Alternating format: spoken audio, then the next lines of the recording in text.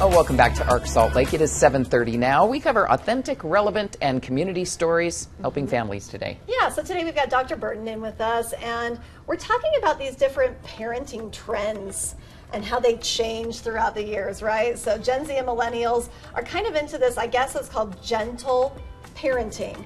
Right. Okay. And then boomers are kind of known as tougher parents and things like that. So let's talk about this new gentle parenting that's coming along. So I didn't know that there was a trend. I didn't either. Of parenting. I did not know anything about this, so I went online. Apparently, so kindness, gentleness, no shame, and collaborative, which is a word I don't know. I mean, we can talk about what that means to us. Okay. Collaborative, and then little discipline or no discipline.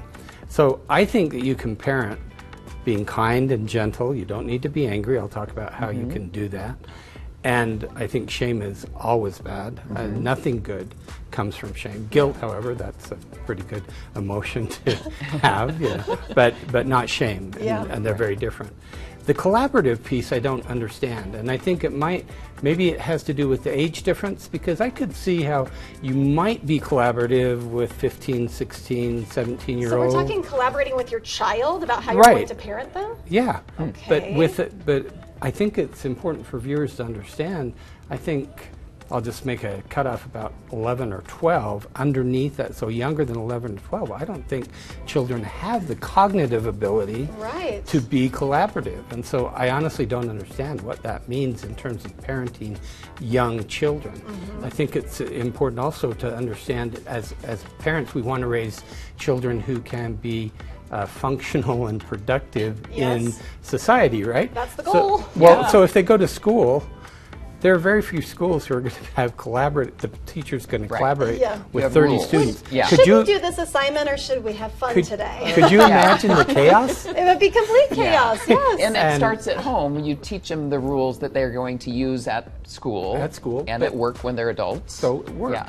Yeah, you go to work. I don't really feel like working today. There are consequences for that. Right? You don't get paid or you get fired. If you go to work and you work hard, you get a reward. So I think it's important to teach children that there are consequences for their choices and for their behavior. So I think as parents, and you can do this as a single parent or two-parent home, clear expectations. And let the child know what the clear expectations are.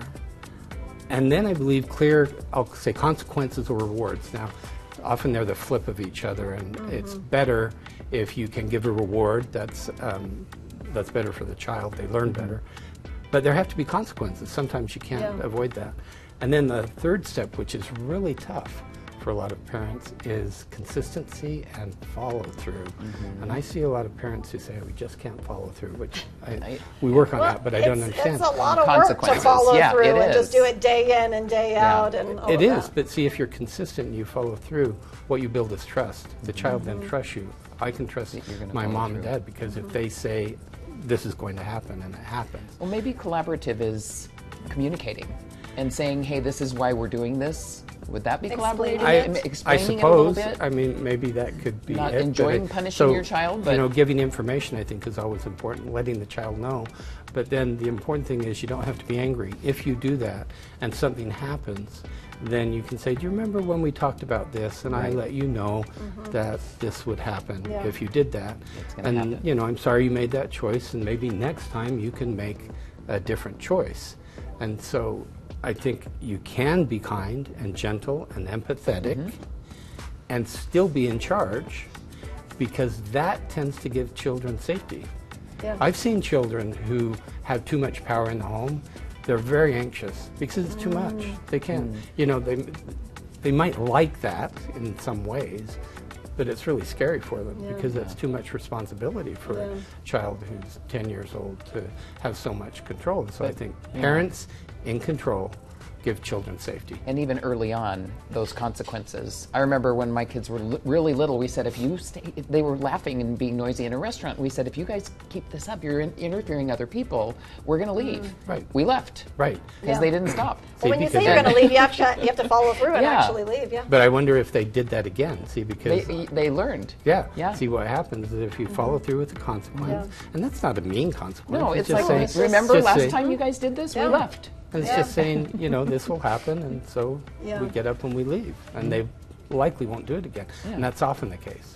Okay, when we come back Okay. in the next hour, I want to Okay. talk about this little to no punishment thing and Right. see what you think about that. That's going to be one of my questions. Okay. What's going to happen? Well, with consequences this? is a type of punishment, so you can Yeah, tell yeah. I'm on board for that. Okay. We'll talk about So it. far, okay.